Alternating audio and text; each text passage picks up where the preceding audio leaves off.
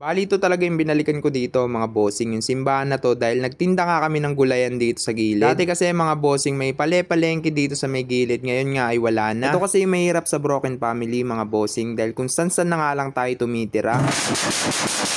Yo, what up mga bossing, for today's vlog. Bali content natin ngayong araw mga bossing ay aalis nga kami ni Jowa. Tagal ko na kasing pinangako to sa kanya mga boss na dadaling ko nga siya kung saan lumaki nga tong si Berador. Mansari nga namin ngayong araw mga bossing kaya balak na rin namin magsimba. Alas 4 pa nga lang ng mga oras na to mga bossing at hindi nga ako nakatulog na maayos kagabi. Naalala ko kasi yung pupuntahan namin mga boss kung saan nga tayo lumaki ng mga bata pa tayo. Bali yung pupuntahan natin ngayong araw mga bossing, isa lang to sa kinalakihan ko ng bata pa sa ako. Project 6 nga tayo pupunta mga bossing pero nandito na nga tayo sa Commonwealth kaya dadaanan na rin namin yung dating bahay namin dito. Pero matagal na panahon na rin yon mga bossing dahil na-demolish na nga yung Suswari. Matagal-tagal din kami nanatili dito mga bossing dahil pagkatapos namin tumira sa Project 6 ay dito naman kami lumipat. Kung tatanungin nyo nga lang mga bossing kung bakit nga tayo palipat-lipat ng tinitiran dahil broken family nga tayo. Mula kasi nung nagiwalay si mama at si papa mga boss ay palipat-lipat na nga lang tayo ng tinitiran natin. Minsan na kay papa at minsan na kay mama tayo. Marami akong naaalala sa lugar na to mga bossing at sa mga naging barkada ko sa mga panahon na to ay kamusta na nga ba kayo? Di na rin kami nagtagal sa lugar na to mga bossing dahil balak nga namin puntahan yung Project 6. 10 years old na yata ako ng mga panahon na yun mga bossing pero naalala ko pa rin yung lugar ng Project 6. Bali dumaan lang pala kami dito sa dati namin bahay mga bossing dahil nangungupahan nga lang kami dito dati. Hinto nga sana kami ng mga oras na to mga bossing dahil pumasok nga sa isipan ko yung mga masasayang alaala na kasama ko yung mga kapatid at mga pinsan ko dito. Nag-aantay nga kami mga bossing dahil alas 6 pa nga yung simba dito kaya kumain na muna kami ng almusal. Bali ito talaga yung binalikan ko dito mga bossing, yung simbahan na to dahil nagtinda nga kami ng gulayan dito sa gilid. Dati kasi mga bossing may pale-palengke dito sa may gilid, ngayon nga ay wala na. Ilang taon din kami tumira dito mga bossing, kasama ko ng si mama at stepfather ko tas isa kong kapatid at mga pinsan. Katapos ng mga panahon na yon mga bossing nakipag-iwalay nga si mama sa stepfather ko kaya lumipat na naman ako kay papa. Tumira na naman kami neto dito sa Caloocan mga bossing, kung bibilangin lang natin yung mga natiran na namin mga boss ay napakarami na talaga at di ko na nga maalala yung iba. Lang kasi ako mga bossing nagiwalay na nun si mama at papa. Ito kasi yung mahirap sa broken family mga bossing dahil kung san-san na nga lang tayo tumitira. Kung medyo tumatanda na nga tayo mga bossing ay nag-asawa na si mama at si papa at tumira na naman tayo kay tita. At dito na nga yun sa Caloocan mga boss at dito na talaga tayo tumagal at tumanda. Pero nagpapasalamat ako kay tita mga bossing dahil naitaguyod nga tayo kahit pasaway tayong bata. Di ko napapabain tong video natin mga bossing. Sa mga natuwa sa video natin mga boss, sa mga hindi pa pala nakapollow dito sa FB page natin na Berador na FI, baka pwedeng paklik ng follow button para update kayo sa mga videos natin. Pauwi na nga kami mga bossing pero kakain na muna kami para makapag-almusal ulit. Yo, what up mga boss? Bali nasa Jollibee na tayo mga bossing.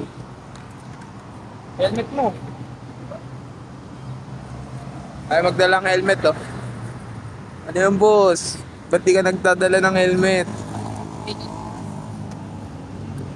Ha? Kita-kits na nga lang tayo mga bossing sa mga susunod natin na content. Dito na nga lang yung video natin mga bossing. Yun lang mga boss.